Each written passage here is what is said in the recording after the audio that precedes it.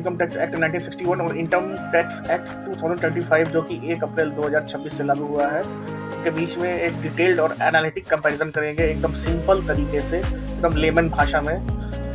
जो हमारा अभी तक का इनकम टैक्स एक्ट था, इनकम टैक्स जिस एक्ट से कैलकुलेट किया जाता था वो एक्ट जो है 1961 का था, और जो इनकम टैक्स रूल थे वो 1962 के थे।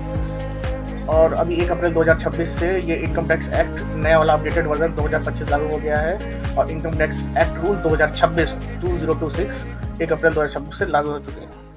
चलिए आगे बढ़ते हैं, थोड़ा बैकग्राउंड में बात कर लेते हैं। जो इनकम टैक्स एक्ट हमारा पुराना वाला था वो हमारा आज़ादी के पहले समय की इकोनॉमी के हिसाब से डिज़ाइन किया गया था।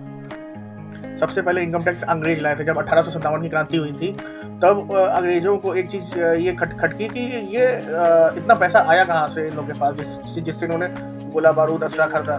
तो फिर इन्होंने उस पर रोक लगाने के लिए एक नया रूल लाया इनकम टैक्स का, और उसके बाद फिर इंडिया में लागू हो गया कि जो भी आप इनकम कमाएंगे उस पर आपको टैक्स देना होगा, ना कि जितना आप खर्चेंगे उस पर टैक्स देंगे।